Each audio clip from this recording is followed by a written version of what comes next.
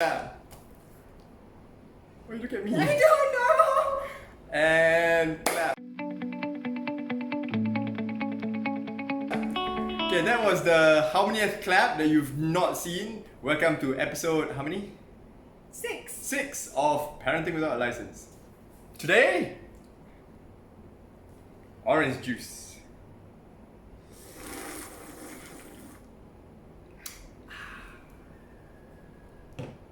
Not sponsored by F&N Fruit Tree. No sugar added. Fruit Tree Fresh. sponsor. Okay, by now you should know. If you want your whatever feature, come sponsor. It's actually not bad.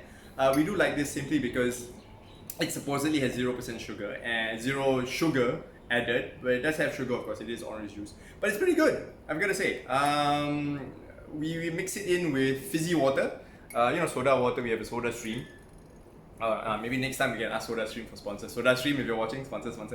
And we make our own halal mimosas. Right? Yes. Yeah. Virgin mimosas. Virgin mimosa, like me. I'm virgin. Huh? Anyway, what are we talking about today? Today we're going to be talking about sleep. The importance of sleep to you, to your kids, and how it affects your family, your relationships, your work. So basically, everything about sleep. Yeah, sleep liao low. Actually, honestly, sleep is such an important part of our lives, but I find that way too many people have neglected it. And I, for one, am an absolute grumpy bear when I don't get enough sleep. Yep. I thought, can you know, attest. yeah, of course you can attest, Tickles. He's a horrible grumpy bear when he doesn't have enough sleep, and he wakes up, like a grouchy, hungry bear sometimes, and roaring at the kids in the morning. It's not a nice experience. I can absolutely guarantee that when I don't have enough sleep, I'm an unpleasant person, to say the least. But so here's the thing. Over the past 10 years of knowing her, 7 years of being married, and 37 years on this planet, I've figured out what kind of sleep requirements I have. And it took a very long while to understand why and how. Okay, so there was a period of time during, my army days where we would be so physically exhausted that the moment you lay down, you sleep. No worries there. And so when it came to that, one way for me to be able to get a good night's sleep was to be physically exhausted. And well, let's face it, nowadays, we don't really get that much opportunity to be physically exhausted. It's basically, as an adult and you work certain kind of jobs, it's pretty much sedentary. Sedentary. How do you say that? Potato, tomato, papaya. Yeah. So you don't, unless you actually make time to have those physical activities, Bucket. you might not get them at all. So yeah, let's go back to the topic of sleep. So my first point for today really is figuring out the kinds of sleep you truly need. I mean, have you ever had a night where you just slept so well and you woke up totally refreshed, ready to start the day, no pains, full of energy, a smile on your face. You don't need caffeine, you don't need coffee, you don't need anything. You wake up and you're like, oh yeah, I have had that, and I know exactly what I need to do to achieve that. But you don't necessarily get that all the time. And for me, as a mother for the past 5 or 6 years, I have not had a decent night's sleep because we co-sleep. So ever since pregnancy, the second trimester onwards, sleeping is not very comfortable because your tummy's full of the baby, and trying to move around is not comfortable. And then when the baby is born, because I am exclusively breastfeeding, and we co-sleep, it's just easier for us. So some people who don't co-sleep and the baby sleeps in a different room, that if that works for you, that's great. And that one obviously affects your sleep. So, and let's just say I'm still waiting for my kids to not wake up whining in the middle of the night. Well, So for that- us, big achievement was over the past couple of weeks, we managed to get my daughter, who's 5, to sleep in her own room. She still needs us to tuck her in, you know, sit down, tell her a story. But once she falls asleep, I can leave the room and she's fine the whole night. And so that's a very big achievement that she's moved into her own room. But our son, who's 3, still wakes up in the middle of the night looking for me. So he'll wake up, crawl over my bolster that I put between us because the boy kicks me in the face. He'll wake up and he'll touch, "Mommy? Mommy!" Then he'll go back to sleep. Yeah, there was Every one night. time we swapped places and then he touched and he realized it was me. And then, no, oh, mommy! And he touched it, he's like, no, that's not mommy, this is daddy. He's too rugged and awesome to be mommy. And so yeah, I have not had a good night's sleep since 2015. It has gotten better, though, you gotta say, it has gotten better. Well, for him, he fell asleep or like a baby the moment our kids were born, maybe like 4 weeks after their birth, and he just sleeps through the night. Hey, just because I wake up in the middle of the night and you don't know doesn't mean it doesn't count. I wake up and I'm like, oh man, I'll be like, he's asking for See? you. Hey, look, if men could lactate and breastfeed, we totally wouldn't. We totally would. Freudian slip. No, it was on purpose, please. But here's the thing, let's go back to the topic of sleep, right? We're parents. And if I wake up grumpy and unpleasant, it's gonna last pretty much the entire day, and I'm an unpleasant person there. If it was a weekday, it's not so bad, you know, because then I can schedule my time around properly, do my work, and have some peace and quiet. But if it's a weekend and the kids are running about and I need my A game, and you definitely need your A game when you have kids around, the risk of not being able to sleep well the previous night is very real. So for me, I have a few things that I like to do to make sure that I get a good night's sleep. But of course, first step is always identify what is your definition of a good night's sleep. For me, it's usually about 7 hours. And lately, if you realize, I've been waking up just nice, just before subuh, just about 6 o'clock. Yep. Without an alarm. I wake up very naturally about then, right? And then, you know, that starts my day. I go do my prayers and all that. And I start my morning routine because I wake up naturally. But on certain nights when I have a late night appointment, or I just have had a really bad day and I need to decompress a little bit and I spend time in front of the TV, I go to bed at like 11 or midnight, I tend to wake up much later, like 7, 8 a.m. and I still get grumpy. And that's the worst part. So first off, figure out what's your good night's sleep. Then next step is to figure out what affects that sleep. Like pre-bedtime routine, post-bedtime routine. Things like, obvious things are like, Screen time. yeah, like what you're doing now. If you're watching Parenting Without a License at 12 midnight, you know, go get some sleep, especially if you're a parent. You need that sleep. But subscribe first, okay? Yeah. Yeah. So sleep is important. And when he wakes up grumpy and he wakes up like angry, and in mornings when I'm trying to rush the kids for their morning things, like, you know, quick breakfast, shower, getting them ready for school, making sure the bags are packed and everybody is dressed on time so that we know we can send them in time for second breakfast because we're hobbits. You're a hobbit. I am a wizard. Okay. In bed. Want to see my... One. I was thinking about the staff that Gandalf carries. Is it a staff? It's a Yeah, staff, it's a right? staff. Yeah. So this ain't no Harry Potter universe where it's measly puny wands. We have massive, big, oaken, wooden, solid staffs. Yes, so we need to get them in time for school. So, and it's a rush, especially on mornings when I actually have to go for my on-site meetings. Yeah. So, and then that's when I'm screaming, hey, I need you to get up. I need you to mind the kids. I need you to actually do this while I'm doing this other thing. But And then I go, yeah, it's like, you know, no. it's like trying to revive a mummy. You just need to find the right magic spell. Bukan the dead? This is not made for children, so if children you're watching this, Close your eyes. unsubscribe. Close your eyes. So yeah, anyway, back to sleep, right? So there are certain things that affect sleep.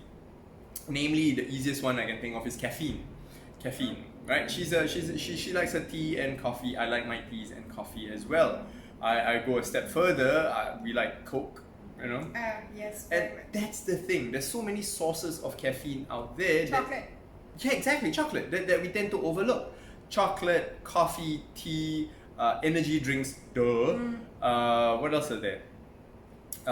Sodas. Like for example, Coke has caffeine. Duh. Pepsi has caffeine. Did you know Kickapoo has caffeine? Mountain Dew. Mountain Dew has caffeine. Did you know all these things have caffeine? I didn't until I found out. Like, what the hell is wrong with me? That's why reading labels is very important. Yeah, even like iced lemon teas in a can has caffeine, dudes. And if you go down to your to whichever little store, you'll see all kinds of little teas. You know, all those canned teas, they're all full of caffeine. And personally, I have set a rule for myself. No caffeine no caffeine after 3 p.m.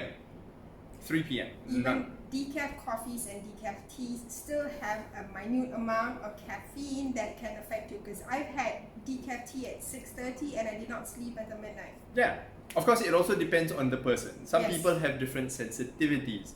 For me, I am very sensitive to caffeine. Like one cup of kopi will have me bouncing off the walls for hours and hours and hours and hours. I remember when we were dating that you gave me a sip of iced lemon tea from a can at 5 p.m. and I slept at 3. That was we were going home from the shop, it was about 9 o'clock. Was it 9 o'clock? 9. Oh, not 5. So 9 o'clock. Also, yeah. So a sip of iced lemon tea and I still didn't sleep. That was awful. So that began my journey of figuring out caffeine. Right? And so I know people, I'm sure you know people who say, oh, I can't sleep without coffee. And you know? So lucky you, but whatever. Let's look at caffeine the way it is, a drug, and so use it responsibly. So number one rule for me, to ensure a good night's sleep is no caffeine before 3 p.m. After 3 p.m. I keep saying before. Yeah, no caffeine after 3 p.m. Rule number 1. Pop it up here. Rule number 1. No caffeine before 3 p.m. After 3 p.m. Well, we're going to have a lot of B-roll today. Yeah. So, and warm showers before bed actually helps. Sorry, carry on. Yes, warm showers. Preferably together. If you don't have kids. Yeah, I know, right? Yeah. But if you don't have kids, sleep shouldn't be a problem. Anyway, warm shower before bed, that helps. The science behind it is it increases your blood flow to your skin, and then as your temperature drops, right, it signals your body that it is sleep time. So that temperature increase and gradual decrease actually signals it for sleep. Now, another way you can do that is obviously rule number 3, physical activity. It can be anything. I like to go cycle, I like to do a quick kettlebell, I like to go for a walk. It also helps me personally loosen up the muscles. Like I know that one of the number 1 causes of headaches are actually muscle tension. And if you're anything like me, you have muscle tension in your neck, in your shoulders, that if you don't warm up and you don't stretch, your pillow is just gonna screw you over no matter how expensive it is. We've tried so many. And the next day, the tension headaches kicks in, and again the grumpy bear is no longer a grumpy bear, he's a grumpy dragon. Yeah. Well, if you do not want to do such heavy physical activities, there's always look up for yoga for sleep. As long as you stretch, loosen everything, it actually helps. Because I know that for some people, if you do exercise just before bed, you are too wound up to actually sleep. So you have to figure out what is the optimal time for you to do those activities to help you sleep. So the key here, folks, is figuring out yourself. Understand your body. It is, I read this online, you are a ghost driving a meat and bone robot. That's what you are. You magnificent bastard. There was a comic. You know, you're a ghost piloting a bone and meat mecha. You know, a robot like Gundam. I thought we were just indoor plants with complicated feelings. That too. So yeah, we are also indoor plants. We need a lot of light, we need a lot of water, good nutrients, and we just have feelings. So yeah, so figure it out for yourself. What kind of body you have, what kind of requirements you have. Like for example, for her, I know for a fact that she needs a pillow covering her head. Yes. Yes, folks, covering your head to sleep. Well, it started because I like to watch horror movies, and then I can't go to bed because I have a very active imagination until now. So I can't sleep without a pillow covering my face so that I don't see or hear anything that I don't want to be seeing, just in case, because my brain is overactive. Yeah. The scariest thing in our bedroom is me. That is also true. I have bruises. That's for another day. Never mind. Overly aggressive physical affection. Overactive physical affection. But yeah, and on the opposite side of the spectrum, like I burn hot like all the time. My whole body is just hot all the time. Hot, you know, and I can literally sleep in just boxers and nothing else in an air-conditioned room and be very comfortable. Whereas she's like totally bundled up. Ever since we actually started having separate blankets, it actually totally helped. There's no... Yeah, so that perennial argument about, you know, the blanket sharing covers and all that, right? Yeah, we decided what if we just got separate blankets one day? And so we got 2 matching ones, and it's been life-changing. Yes! I get She no longer steals my blankets. Yes! That's so much more fun. Yeah, she steals my blankets all the time. But yeah, figure out what you know, and of course, obviously, your equipment, right? Your pillow, your bed. Whether you need a body pillow or you don't, I would totally recommend having a body pillow if you was a side sleeper. If I was your body pillow. Your best spoon. I'm the small spoon, by the way. He's always a small spoon despite being so big. Yeah. So figure out what you need. A good head pillow, whether you need another pillow to cover your face like me, or you need a body pillow or a bolster. Eye masks.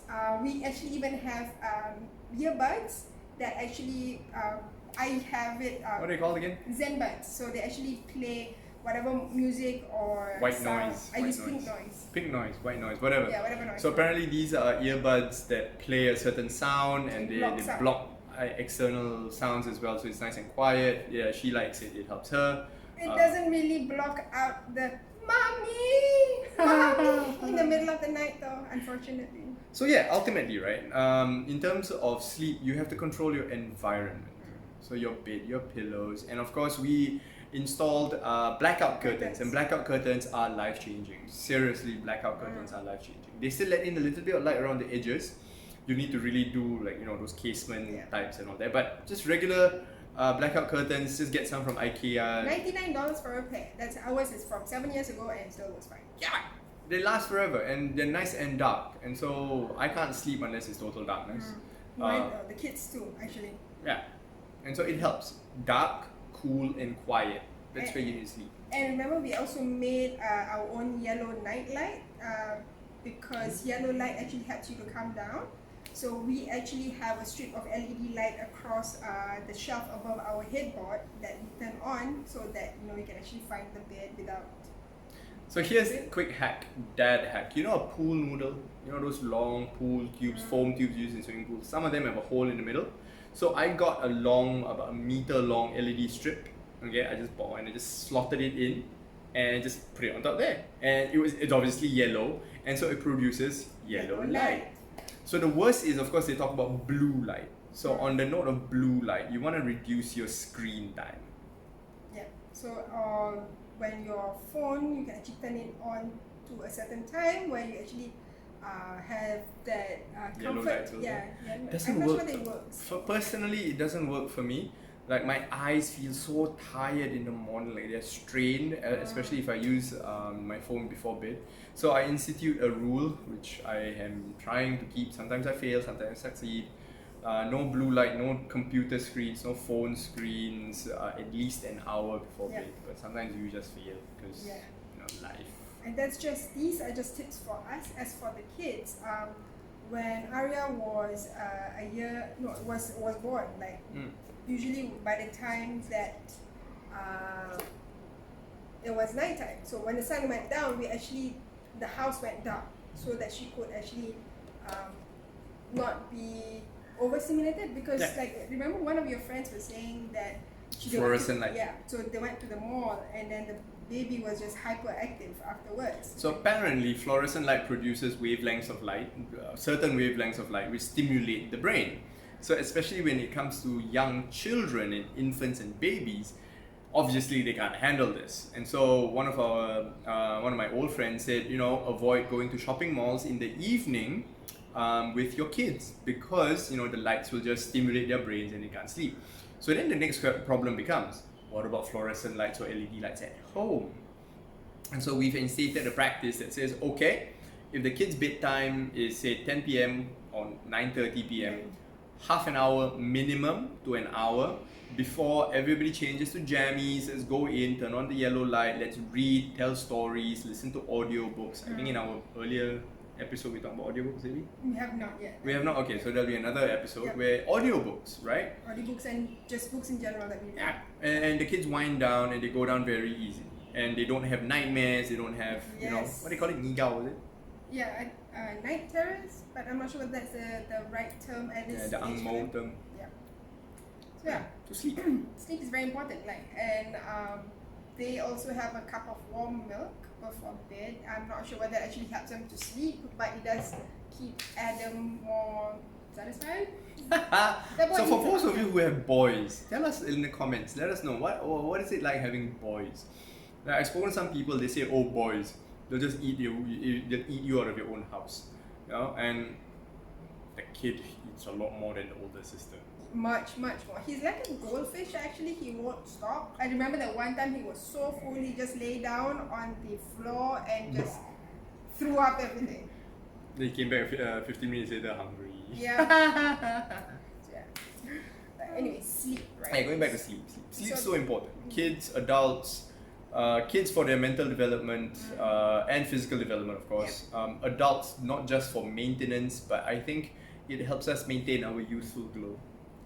And as for your brain needs that rest as well, because it needs to recharge and do all the connections that it needs to do if you're doing some heavy brain work thing. Oh yeah, one more thing I forgot. I personally am very affected by chamomile tea, and so that really helps. Like if I have a hot cup of chamomile tea before bed, half an hour, 20 minutes before bed, I usually sleep very, very well. So I don't know about you, but I know chamomile tea works well for me. It works well for her too. Remember we did the Tim Ferriss sleep concoction? The apple cider vinegar. Yeah, that was fantastic tried too.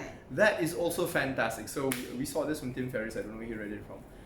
So you get 2 tablespoons of ACV, apple cider vinegar, 2 tablespoons apple cider vinegar, 1 tablespoon of honey, in warm water, not hot, warm water. Stir it all around, make sure everything's dissolved, throw it back, drink it, and boof. But you gotta do it an hour before bed. Yeah. It's awesome. We haven't done it in a while because we've had chamomile tea, we've had physical activity. We're out of chamomile tea. So it looks like we have to do more physical activity. So that apparently helps. I'm the shy one in this relationship.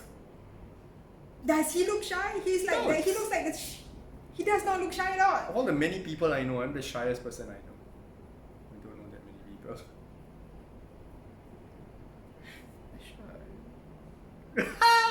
So yeah, sleep, folks.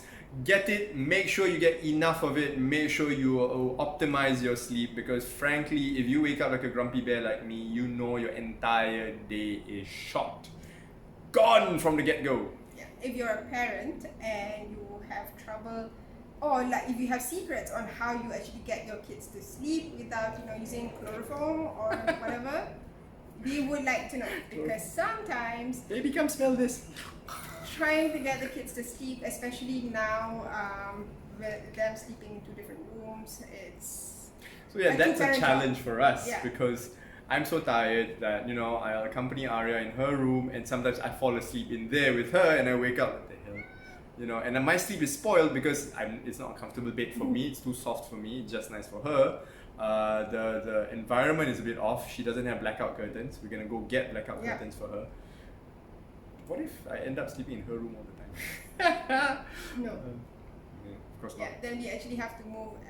We're trying to move Adam from his cot to the rollaway bed in our room so that we can actually finally remove the cot. Yeah. So. Say hi to Sadie. Say meow. Sadie is the only one in the family who does not have problem sleeping. She spends 18 hours a day sleeping for some reason. Look at you. So yeah, sleep. You wanna have anything else you wanna add? If you can sleep like a cat, that would be life. But yeah, so anyway, that's it from us. Episode 6 of Parenting Without a License. Hit like, subscribe, comment below all your stories. Let us know because we do it just for sponsorship. And clap.